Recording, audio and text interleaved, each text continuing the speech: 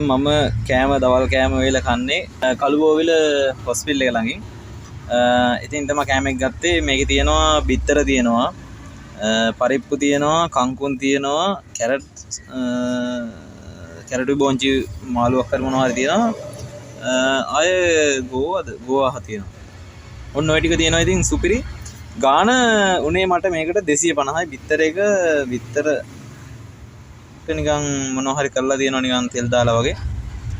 ඉතින් සුපිරි. දැන් අපි බලමු කාලා කොහොමද කියලා. උදේටයි දවල්ටයි දෙකටම කන වේල. ඉතින් කොහොමද කියලා බලමු කාලා. යාළුවනේ මම මාළු ටික දාලා අනාගත්තා. දැන් කන්න යන්නේ. කාලා බලමු කොහොමද කියලා.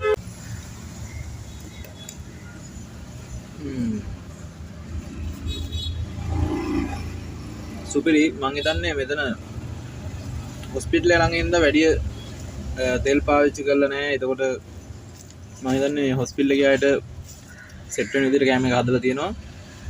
ඒක නිසා තමයි මේ වගේ ටේස්ට් එකක් තියෙන්නේ.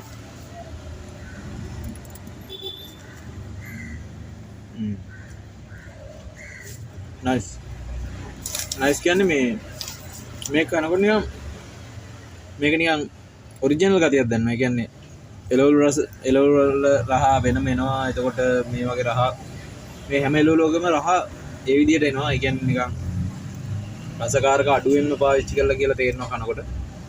ඉතින් එන වීඩියෝ එක බලලා ෂෙයා සබ්ස්ක්‍රයිබ් එකක් දාලා කමෙන්ට් එකක් දාලා ලයික් එකක් දාන්න.